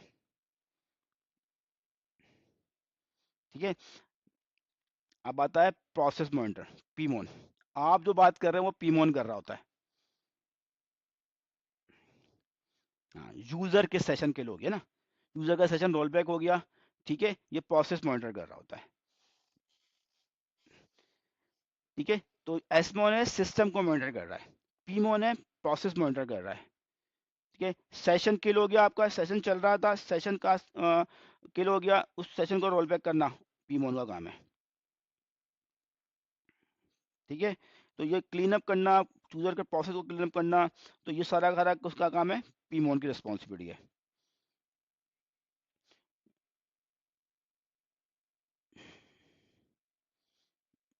वो सारा सारा पीमोन कर रहा है। ठीक है, अब आता है आर्क, समझते हैं आर्काइवर। ये एक ऑप्शनल बैकग्राउंड प्रोसेस है। इसका वही काम है देखिए, जो कि हमारी रीडी लॉग फाइल की हमने बैकअप बनाना है। ठीक है, जो वही एक ऑप्शनल आर्काइविंग की बात की थी हमने, जो आर्काइव फाइल बनती है, आर्काइव फाइल क्या होती है? रीलॉग फाइल की कॉपी होती है। ठीक है।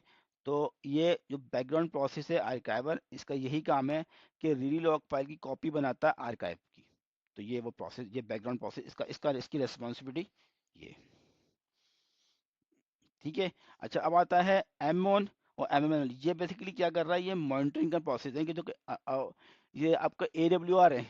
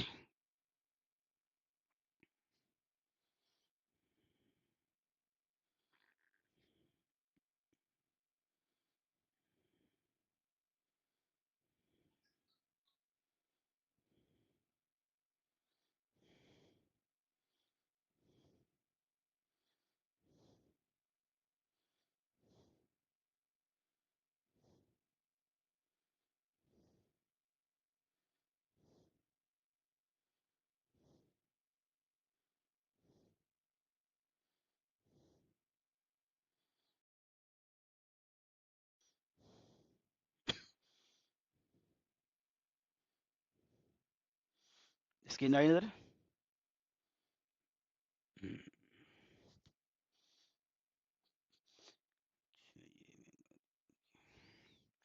अच्छा, हमारा आता है एम। ठीक है। एम क्या है, ये मेजरबिलिटी मॉनिटर प्रोसेस है। इसका काम ये है कि जो AWR के जो स्नैपशॉट्स है ना, उसकी कलेक्शन करना। ठीक है। जो परफॉर्मेंस के मैट्रिक्स हैं, उनकी कलेक्शन करना इस बैकग्राउंड प्रोसेस का काम है, स्नैपशॉट को कैप्चर करना। ठीक है। इसके अंदर, हाँ, हर आपको बाय डिफॉल्ट 60 मिनट होता है, 1 घंटे का ना। तो 60 बाई द्वारा 60 घंटे का होता है। ये उसमें क्या होता है, आपके सेशन कितने सेशंस हैं उस टाइम पे डेटाबेस के ऊपर, इसमें उसमें PJ का साइज़ क्या था, SJ का साइज़ क्या है। ठीक है, कितने सेशन बने हुए थे, कौन कौन सी SQL चल रही थी, ये सारी की सारे के स्नैपशॉट कनेक्ट करता है AWR के अंदर। तो ये जो काम कर रहा होता है, ये बैकग्राउंड प्रोसेस, इसका काम यही होता है कि जितने भी परफॉर्मेंस रिलेटेड जितना डेटा है उसको कैप्चर करना, कलेक्ट कर रहा होता है। ठीक है। और इसमें सेकंड बैकग्राउंड प्रोसेस है MMNL। बेसिकली इसका इसका भी काम यही है। ये बेसिकली ये क्या होता है, ये भी आपका जो M1 है ना, इस बैकग्राउंड प्रोसेस के साथ काम कर रहा होता है। मगर इसमें ये होता है कि ये एक लाइट वेट प्रोसेस है। ठीक है। जो चीज़ें हैं आपके, वो भी जो आपका M1 भी कर रहा है, और कुछ चीज़ें जो हेल्प आउट कर रहा होता है M1 को, ये वाला प्रोसेस, डेटा को राइट करने का डिस्क MML। ठीक है। तो ये दोनों बैकग्राउंड प्रोसेस इन पैरेलल काम कर रहे होते हैं, और इनका रिस्पॉन्सिबिलिटी क्या है कि आपकी जो स्नैपशॉट है आपकी AWR की, या मॉनिटरिंग की जो जो कि परफॉर्मेंस गैदरिंग के लिए जो डेटा कलेक्शन है मेमोरी के साथ में, वो सारी की सारी जो है ना, कलेक्ट करके आपको, ताकि आपकी AWR जो है वो आप वो जनरेट कर सको। तो ये बैकग्राउंड प्रोसेस की रिस्पॉन्सिबिलिटी ये हो रही होती है। ठीक है। मतलब ये कर गया था।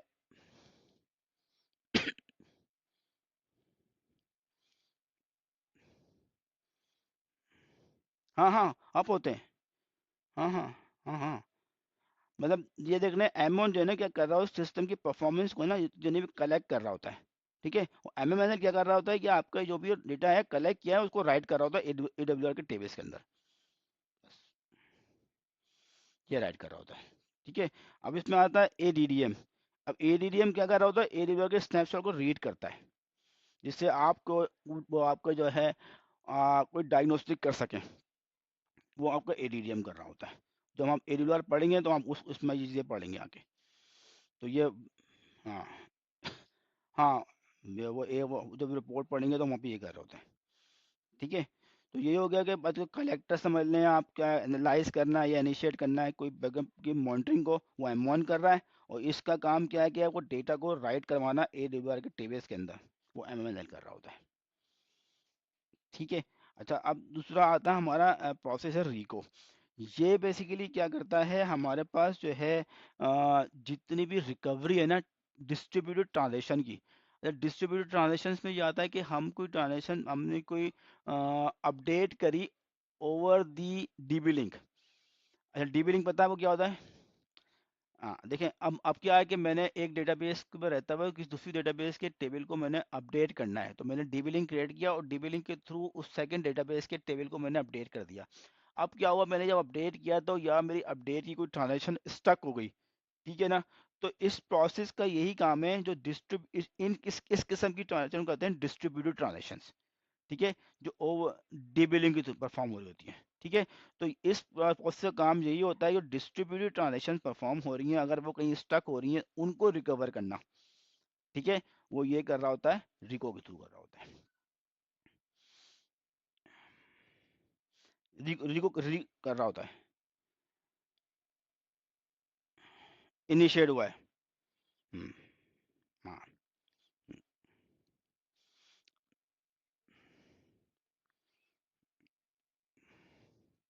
हम्म।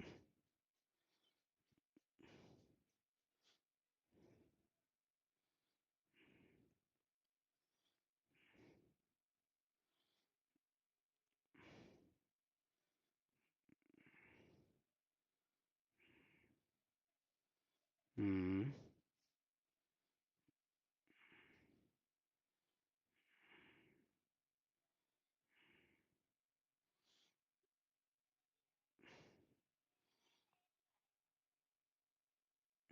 देखें, हमारी ट्रांजेक्शन का साइकिल एक साइकिल है ना, कि हमने लेट सपोज हम एक लोकल डेटाबेस की बात करते हैं, तो लोकल डेटाबेस के अंदर हमने कोई अपडेट चलाई, तो ओरेकल करता क्या है, अपडेट रन के सिनेरियो में करता यह है कि उसका जो प्रीवियस इमेज है वो उठा के हमारा अनडू टेबल स्पेस में डाल देता है, ठीक है, प्रीवियस इमेज डाल देता है।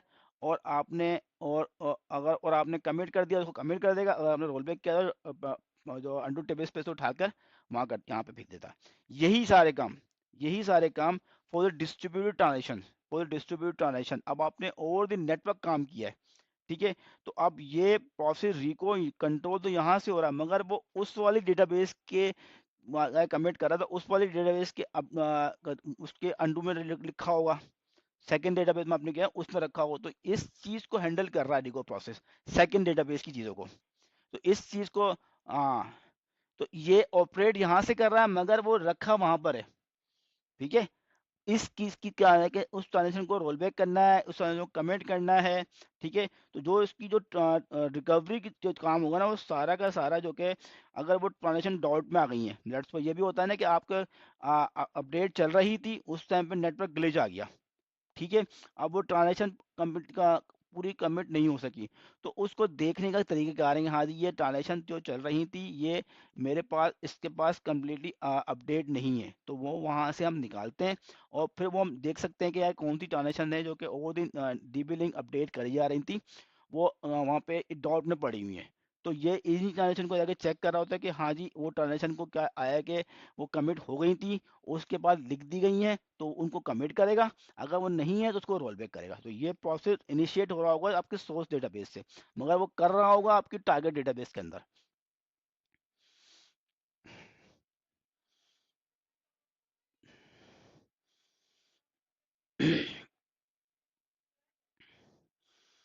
डीबी लिंक, हाँ कर सकते हैं, मसला नहीं। तो आपको कोई मसला नहीं है, मतलब डीबी लिंक के थ्रू और आप कोई ट्रांजेक्शन चलाएं, डीबी लिंक अपडेट करें बड़ी ट्रांजेक्शन, एक डेटाबेस को आप बंद कर दें।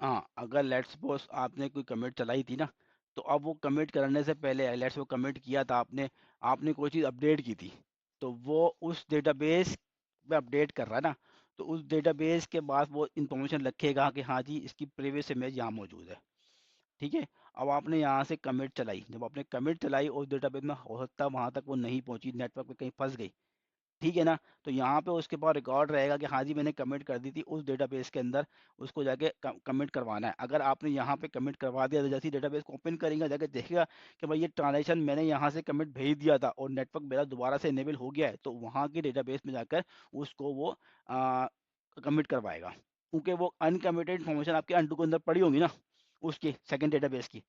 ठीक है ना। तो यहाँ पे दोबारा ट्राई प्रोसेस को रिट्राई करेगा, उन ट्रांजेक्शन को दोबारा से अनकमिटेड करेगा, या फिर अब ऐसी बहुत सी ट्रांजेक्शन होती हैं वो उसको रोल बैक करना है तो वो रोल बैक करवाएगा। यही सेम सिनेरियो जो आपके लोकल डेटाबेस के नहीं कर रहा होगा, वो आपकी ओवर द डीबी लिंक जो चीज़ें हैं वो वहाँ से भी करवा रहा होगा। ठीक है। तो ये काम हमारा कौन कर रहा है, रिको कर रहा है, रिकवरी का प्रोसेस कर रहा है। वैसे ही आता है CGQ। ये इस तरह के प्रोसेस होते हैं जो कि जॉब अगर आपने कोई स्केड्यूल करी है, ठीक है, जॉब स्केड्यूलर के प्रोसेस होते हैं कि बेसिकली क्या कर रहे हैं, जॉब्स जो डेटाबेस पे चल रही होती हैं स्केड्यूलर के थ्रू, ये बैकग्राउंड प्रोसेस वो जॉब चला रहे होते हैं, इनका काम ये होता है। ठीक है। अच्छा, आता है ये एक है लिसनर रजिस्ट्रेशन का प्रोसेस होता है कि डेटाबेस को लिसनर के साथ रजिस्टर करवा रहे होते हैं डेटाबेस को। जब आपने डेटाबेस स्टार्ट करी, ठीक है, और आपकी डेटाबेस को चेक करता है कि लिसनर से रजिस्टर्ड है या नहीं है, तो ये बेसिकली इस बैकग्राउंड प्रोसेस की रिस्पॉन्सिबिलिटी ये होती है कि आपकी डेटाबेस को लिसनर के साथ रजिस्टर करवा रहा होता है। और ये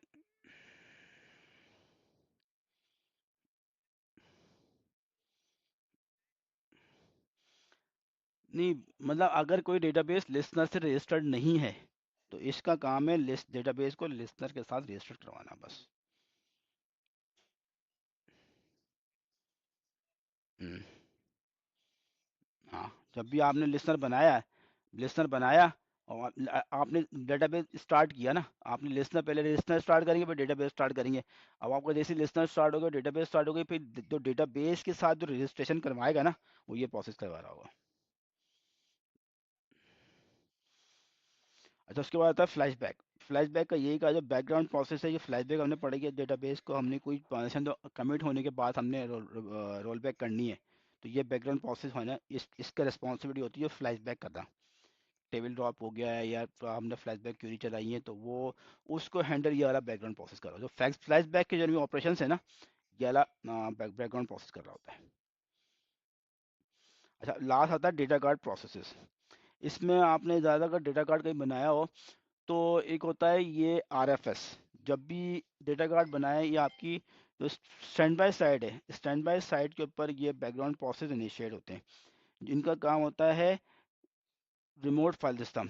ठीक है। ये जो कि कर ये रहे होते हैं कि आपकी रिमोट साइट के ऊपर, रिमोट साइट पे आपकी फाइल रिसीव कर रहे होते हैं, रिमोट साइट पे फाइल रिसीव कर रहे होते हैं। ठीक है। जो कि आर्काइव फाइल रिसीव कर रहे होते हैं, RFS के प्रोसेस। ठीक है। और एक होता है LNS, ये कर रहे होते हैं प्राइमरी साइट से फाइल सेंड कर रहे होते हैं आपके रिमोट आपकी स्टैंड बाय साइट के ऊपर। तो एक प्रोसेस है जो मेरे प्राइमरी पे चल रहा है, LNS, ये क्या कर रहा है, सेंड कर रहा है मेरी डेटा कार्ड साइट के ऊपर। ठीक है। और एक प्रोसेस रिसीव कर रहा है, MRP, बिल्कुल। ठीक है। जो आगे मैनेज रिकवरी प्रोसेस है। तो LNS क्या कर रहा है, सेंड कर रहा है, RFS रिसीव कर रहा है, और MRP क्या कर रहा है, अप्लाई कर रहा है। ये डेटा कार्ड के 3 बैकग्राउंड प्रोसेस होते हैं जो ये काम कर रहे होते हैं।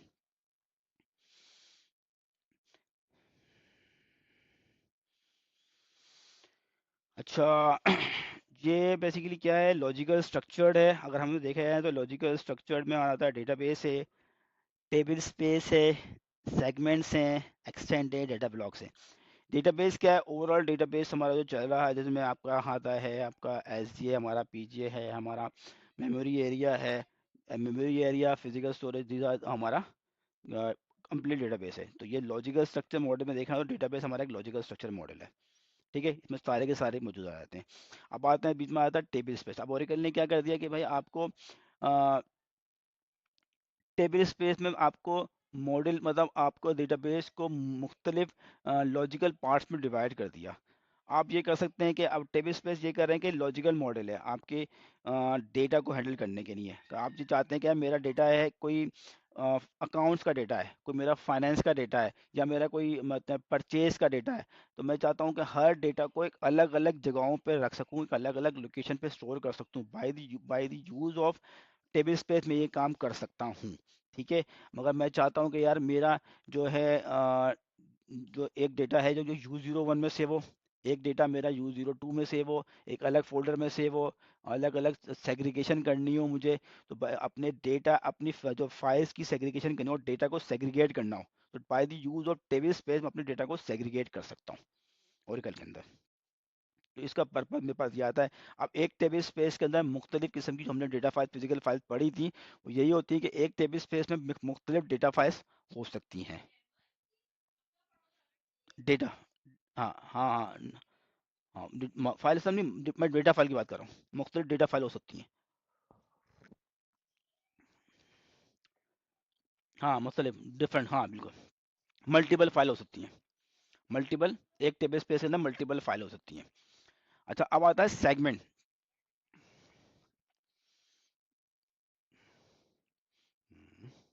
अच्छा, इसमें ये होता है कि ना, जो 8K का एक होता है 8K का, ठीक है, अगर कोई वो डेटा फाइल की बात है कि अब वो डेटा फाइल होती हैं, अगर 8K का ब्लॉक है, 8K का ब्लॉक है तो डेटा फाइल 32 GB तक जाती है। ठीक है, आपने 8K, अगर आपने 16K का ब्लॉक यूज किया है तो उसकी बात आती है 64 GB। ठीक है, तो हर ब्लॉक साइज के मुताबिक वो डेटा फाइल का मैक्सिमम एलोकेट होता है। इसमें एक बिग डेटा फाइल भी होती है, इसमें मेरे ख्याल बिग टेबल स्पेस आगे मैंने बताया है मैंने, हाँ भी आगे पढ़ेंगे, दिखाया है इसमें बिग टेबल स्पेस भी है। ठीक है, तो वो बिग टेबल स्पेस भी होता है, वो उसमें होता है आप एक डेटा फाइल लेते हैं, वो मैक्सिमम मेरे ख्याल से कोई 128 TB तक है, आई थिंक 128 TB थिंक। यार मैंने के के अंदर बनवाई थी एग्जैक्टली, मैं याद नहीं है, मतलब मुख्तलिफ मैंने क्या कहता वहाँ हमने कि वहाँ डिफरेंट जो थे उसके साइज डिफाइन कर दिए थे, मतलब पार्टीशन बनाए थे। हाँ, दो कप पे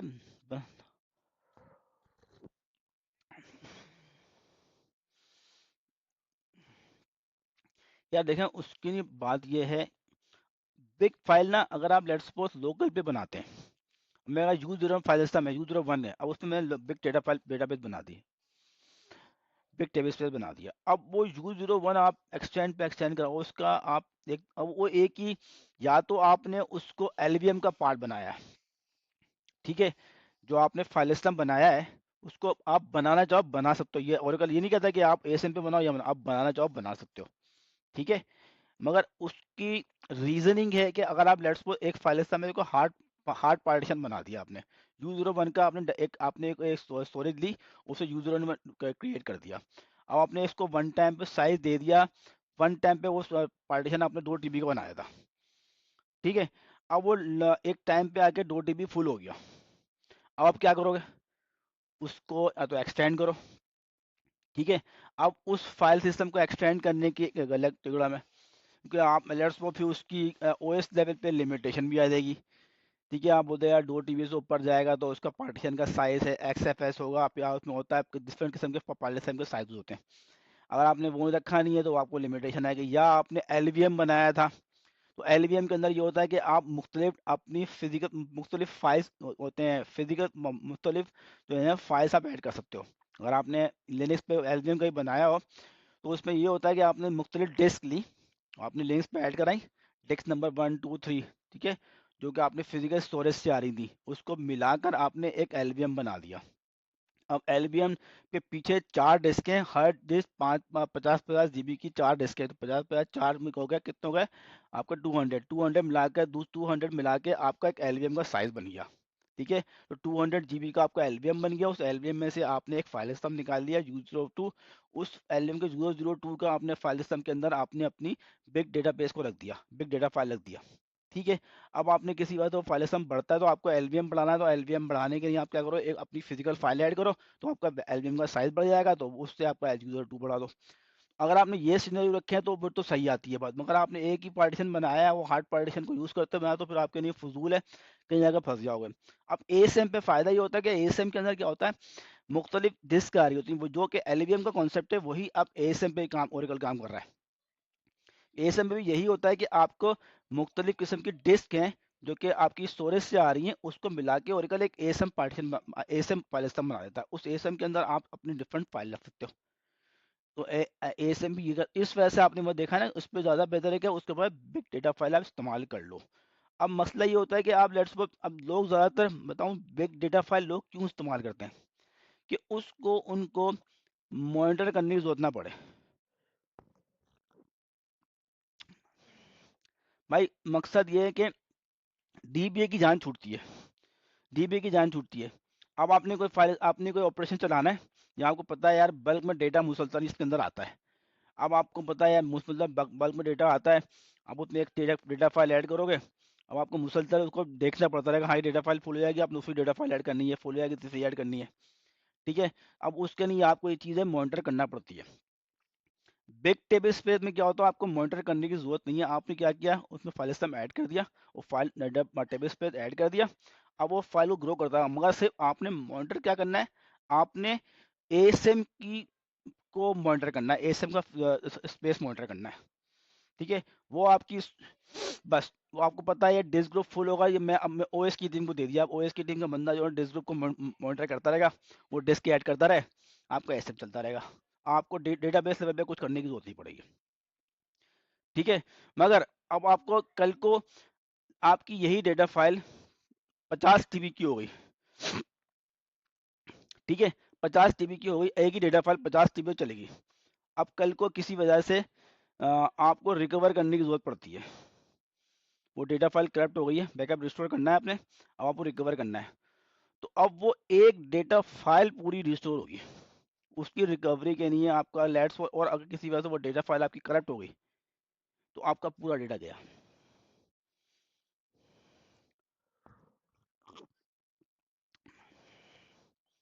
सही है ना। अगर उस टेबल स्पेस के अंदर मल्टीपल डेटा फाइल होती, ठीक है, मल्टीपल डेटा फाइल होती, तो आप ये कर सकते थे, अगर लेट्स सपोज किसी वजह से करप्शन आती, अगर लेट्स मैं कहता हूँ 40 डेटा फाइल थी, कोई करप्शन आई खुदा ना खास्ता आपके पास, कि आप कहते हैं अगर 10 डेटा फाइल करप्ट हो गई, तो 30 डेटा फाइल से आप अपने डेटा को रिकवर कर सकते हो। कम से कम 30 तो मिल जाता, आपका डेटा रिस्टोर तो हो जाएगा कम से कम। उस सिनेरियो में आपका डेटा रिकवरी नहीं हो सकता, आपका पूरा पूरा डेटा बेस ही गया।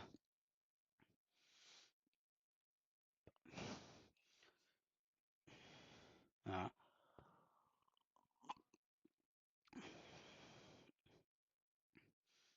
अभी तो कह रहा हूँ, अब आपके पास लेट्स सपोज एक मेन स्कीमा था, ठीक है, उसके अंदर आपने एक बिग बिग टेबल स्पेस बना दिया, मेन स्कीमा के अंदर एक बिग टेबल बनाया, उसमें एक डेटा फाइल है। ठीक है, अब आप उस टेबल स्पेस के अंदर अपना सब कुछ लेके चलेगा ना, आपने सारे के सारे अपने जो मेन टेबल उस टेबल स्पेस में लेके चले गए।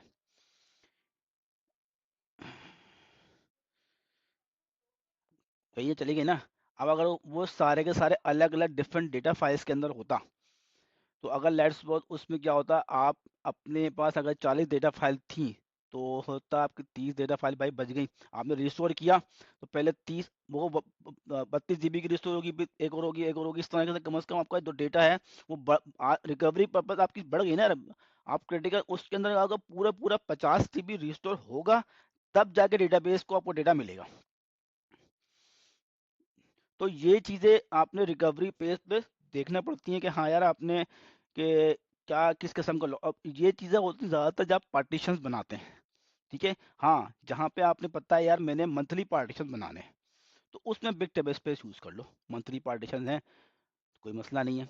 मगर बिग टेबल स्पेस को ये नहीं है कि आपने मैक्स पार्टीशन डाल दिया उसके ऊपर, अब वो पार्टीशन जो है ना 10-10 साल के पार्टीशन डेटा एक ही टेबल स्पेस में पड़ा हुआ है, ये खतरनाक है। वो एक टेबल स्पेस उड़ा, सब गया आपका। फायदा यार, फायदा बताऊँ सिर्फ यही है, आपको क्या फायदा है, आपको मुफ्त डेटा फाइल है, उस मॉनिटर करने की जरूरत नहीं है, और क्या फायदा बिग टेबल स्पेस का, और तो कोई फायदा नहीं है। भाई आपके स्मॉल डेटा, उस स्मॉल डेटा फाइल में आप बनाने में आपको ये फायदा है कि आपके डिस्ट्रीब्यूटेड है डिफरेंट किस्म के डेटा फाइल के अंदर आपको डेटा लिखा हुआ है, डिस्ट्रीब्यूटेड आईओ परफॉर्म हो रही है, उसमें एक ही डेटा फाइल को मुसलसल रीड कर रहा है, वो डिस्ट्रीब्यूटेड आईओ नहीं हो रही। तो ये भी देखो ना।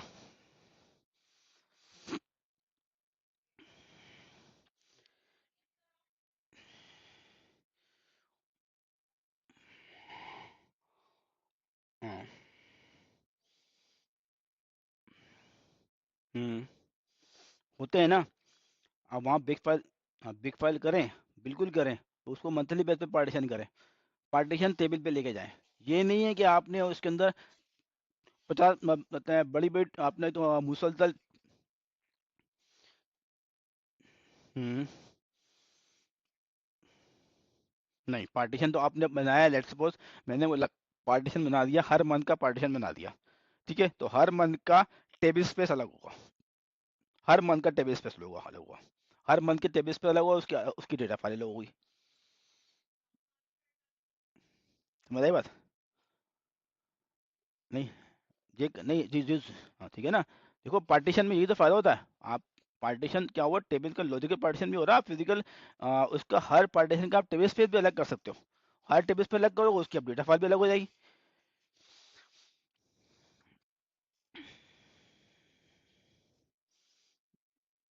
हम्म। हम्म। अब फायदा नहीं है फिर खामा पार्टीशन, ऐसे पार्टीशन बनाया, क्या फायदा? अब वो पार्टीशन उन्होंने बना तो लिया, अब वो लॉजिकली तो पार्टीशनिंग कर ली, ठीक है, वो टेबल स्पेस में राइट तो एक ही जगह पे हो रहा सारा का सारा। बस उसको कम से कम अगर आपने पार्टीशन बनाया है, तो फिर आप सबको पार्टीशन को टेबल स्पेस भी डिस्ट्रीब्यूट करो।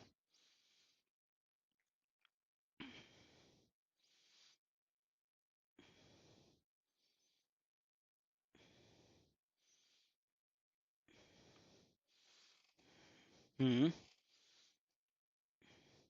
नहीं, नहीं क्यों स्पेस लेगा भाई? आप देखे ना, आपने लेट्स सपोज एक टेबल स्पेस बनाया, एक टेबल है मेरा ट्रांजेक्शन का, ठीक है, उसके अंदर मैंने एक पार्टीशन बनाया, मैंने बोला यार मुझे 1 साल के पार्टीशन बना दो, ठीक है, उसने पार्टीशन बनाया P1, P1 के बैक उसके ऊपर इसने टेबल स्पेस बनाया T1, ठीक है, P1 के बैक एंड पे टेबल स्पेस बनाया T1, उसकी उसके अंदर बिग टेबल स्पेस यूज कर लिया इस्तेमाल, ठीक है, फिर उसने बनाया P2, उसके अंदर टेबल स्पेस बनाया T2, उसके बिग टेबल स्पेस के अंदर, इस तरीके से उसने 12 पार्टीशन क्रिएट किए और 12 टेबल स्पेस क्रिएट किए, हर टेबल स्पेस इस्तेमाल हुआ। जनवरी आया, जनवरी का ट्रांजेक्शन गई खत्म हो गया, फरवरी आ गया, फरवरी की ट्रांजेक्शन लिख रहा है, अब जनवरी में तो कुछ लिख ही नहीं रहा ना, अब वो फरवरी के अंदर लिख रहा है, ठीक है।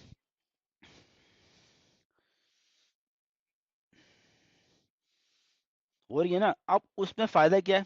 अब आपको करना है यार, ऐसा करो, अब हो गया जुलाई आ गया है, अब जुलाई से पहले मुझे 3 महीने सिर्फ जनवरी से लेकर जो मार्च तक का डेटा मुझे नहीं चाहिए, ठीक है, मुझे रिक्वायर्ड नहीं है। कंप्रेस नहीं किया आपने, एक्सटेंड पार्टीशन किया आपने उसको, क्या किया, एक्सटेंड पार्टीशन के थ्रू, मतलब उसका चलो आपने बोला उन पर्टिकुलर पार्टीशन का आपने बैकअप लिया, एक्सपोर्ट लिया, ठीक है, एक्सपोर्ट लेने के बाद उसको आपने उस टेबल में से ड्रॉप कर दिया। अब आपने ड्रॉप किया, तो ड्रॉप करने का पार्टीशन भी ड्रॉप हो गया, टेबल स्पेस भी ड्रॉप हो गया, जब टेबल स्पेस ड्रॉप हो गया उसकी डेटा फाइल भी ड्रॉप हो गई, हो गई, फिजिकल स्पेस भी आ गया आपको। अब अगर आपने सारा एक ही टेबल स्पेस में रखा होता, ठीक है, तो सारा का सारा एक ही टेबल स्पेस में पड़ा होता, फिर वो उस टेबल स्पेस ड्रॉप ही नहीं होता, वो आपकी फिजिकल स्पेस रिलीज नहीं होती, ठीक है। तो इस तरीके से क्या होता है, फिर ये होती है फ्रेगमेंटेशन जनरेट होती है आपके डेटाबेस के अंदर, इसका फिर आपको डीफ्रेगमेंटेशन करना पड़ता है ओरेकल के डेटाबेस को। अगर आप अलग अलग partition partition wise table space बनाए, तो फिर आपको फ्रेगमेंटेशन की रिक्वायरमेंट नहीं पड़ेगी, तो आपका स्पेस बनता रहेगा, उसी डेटाबेस को आप चलाते रहो, आपको डेटाबेस को एक्सटेंड करने की जरूरत ही नहीं है।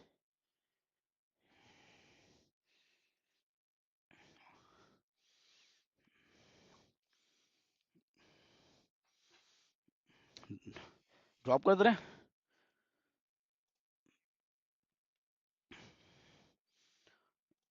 खत्म।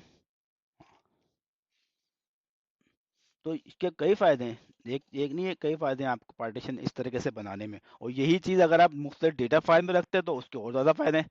अब लेट्स सपोज आपने बिग टेबल स्पेस, आपने 1 महीने का बोला, इतना ज़्यादा इंसेशन हो रही है कि वो बिग टेबल स्पेस का साइज बढ़ गया, आपको लेट्स वो 1 महीने का 1 TB चला गया, ठीक है ना। अब आपने 1 TB का लेके चले गए, चले आपने बोला मंथली में से, उसमें से आपने कोई 15 दिन की ट्रांजेक्शन को आपको रिक्वायर्ड नहीं है, आपने बोला ये ड्रॉप कर दो। अब ड्रॉप करोगे तो वो टेबल स्पेस का साइज तो 1 TB का 1 TB रहेगा, वो नीचे नहीं जाएगा। मगर ये होता है अगर आप डेटा फाइल्स पे कर रहे हो, तो आप हर डेटा फाइल वाइज कि कर सकते थे यार, किस एक डेटा फाइल के अंदर डेटा है या नहीं है, तो उसके अंदर आप फ्रेगमेंटेशन आसानी से कर लेते, इसमें नहीं कर पाते। तो डिफरेंट किस्म के तरीके हैं जिसको हम यूज़ कर सकते हैं। ठीक है भाई, तो बस यहाँ तक रखते हैं क्लास, फिर नेक्स्ट क्लास जो है नेक्स्ट वीक करते हैं इंशाल्लाह ताला, आगे लेते हुए चलते हैं। मैं आपको ये शीट शेयर कर देता हूँ, तो देख लो इसमें से क्या चीज़ें हैं।